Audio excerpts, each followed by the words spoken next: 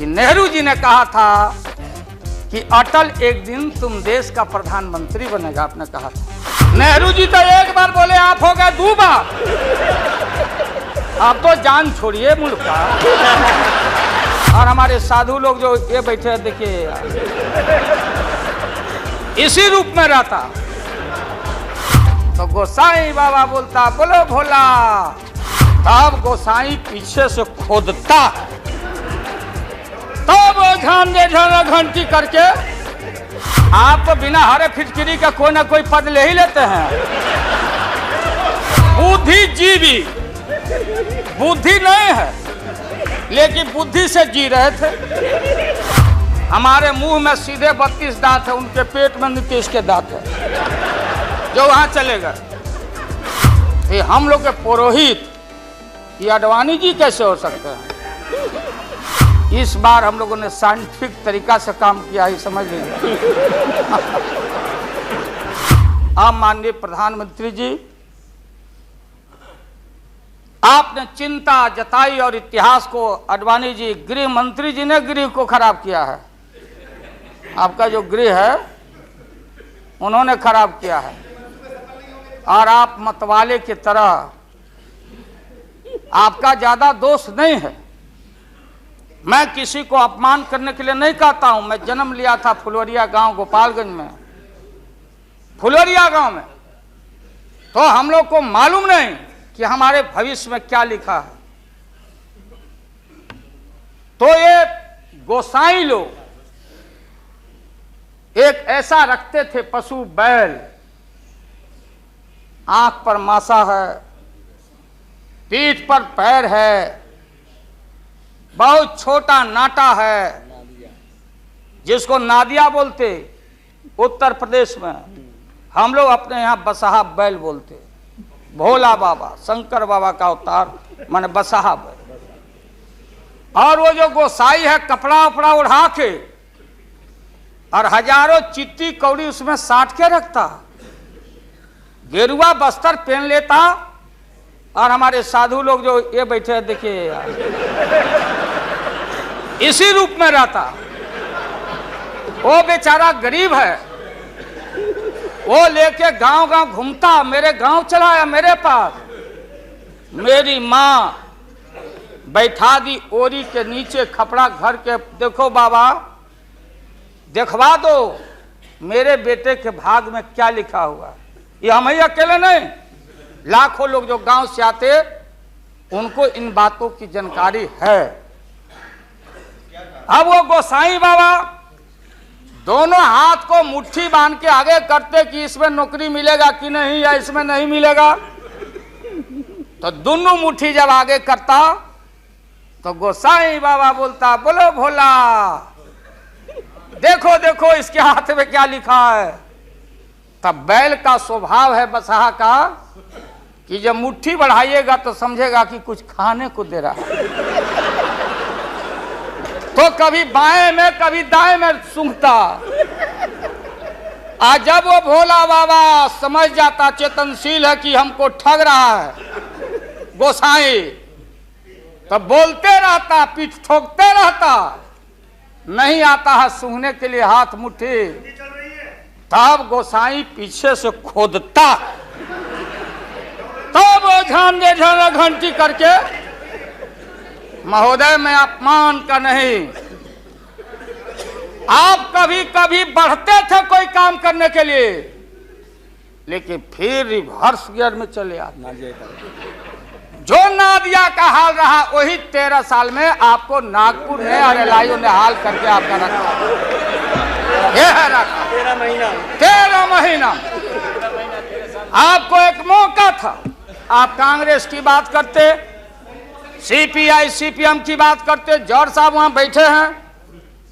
सन 77 में छपरा से मैं मेंबर पार्लियामेंट बन के आया था लोकसभा का। हम सब लोग एक साथ थे, सभी लोग आंदोलन में थे। आप लोग भी जेल, हम लोग भी जेल, कांग्रेस के खिलाफ हम लोग लड़े थे। उस समय जसवंत बाबू जेल में नहीं थे, जो फाइनेंस मिनिस्टर हैं। थे क्या आप जेल में? हाँ, कभी जेल नहीं, आंदोलन में जेल। आप लोग तो आप तो बिना हरे फिटकिरी का कोई ना कोई पद ले ही लेते हैं, चाहे इधर हो या उधर हो, दोनों पार्टी। अब उसमें आप अकेले नहीं हैं। दिल्ली में ऐसे बुद्धिजीवी लोग हैं, बुद्धिजीवी, बुद्धि नहीं है लेकिन बुद्धि से जी रहे थे। तो खैर छोड़िए इन बातों को, ज्यादा आपको टॉर्चर करने की जरूरत। तो महोदय मैं बताना चाहता था, ये जौहर साहब हैं, अब बैठिए। सन 77 में महोदय हम लोगों को दिल्ली समझ में आया नहीं। दिल्ली में हम लोग जब आए, राज नारायण जी, जौहर साहब, चौधरी चरण सिंह जी, हम लोग उसी परिवार के लोग हैं महोदय, चाहे मुलायम सिंह जी हो और कोई हो या नीतीश जी उधर जो चले गए हैं। हमारे मुंह में सीधे 32 दांत है, उनके पेट में नीतीश के दांत है जो वहां चले गए। पेट में दांत, पेट वाला दांत बड़ा खतरनाक होता है। तो महोदय मैं सन 77 को याद दिलाना चाहता हूं, हम तो आपसे लड़ाई शुरू से लड़ रहे हैं, ये नई बात नहीं, किसी कारण से नहीं। जनता पार्टी का खंड खंड हुआ, कोई यहां गिरा, कोई वहां गिरा, कोई वहां गिरा। बंगलोर में हम लोग जुटे, नाम का सारा झगड़ा, ये सब बात। लेकिन सन 77 के सत्ता को हम लोगों ने लात मारा था। क्यों मारा? हम सत्ता के भूखे नहीं हैं। हमने उस सवाल को उठाया था। अरे नए नए आप आए हैं, मुझे अफसोस है कि आप लोग जा रहे हो इन लोगों की वजह से। सन 77 में दोहरी सदस्यता का सवाल उठाया गया था मजबूती से हम लोग के द्वारा कि अगर आरएसएस में रहना है, जौहर साहब भी बोलते थे, छाती पर हाथ रख के बोले, यही उठाए थे। हम तो लोग नए थे, हम लोगों ने कहा था या तो आरएसएस में रहिए या तो जनता पार्टी में रहिए, दोहरी सदस्यता नहीं चलेगा इस मुल्क में। और देश के सेकुलर कैरेक्टर और फाउंडेशन को हम लात नहीं मारेंगे। आपको याद होगा, इसलिए हम लोग टूटे और हम लोगों ने नारा दिया, चरण नहीं तो चुनाव। और हम लोग चुनाव में गए। हमारी लड़ाई आपसे है। आपने कहा अब बताइए, हिंदू हिंदू हिंदू हिंदू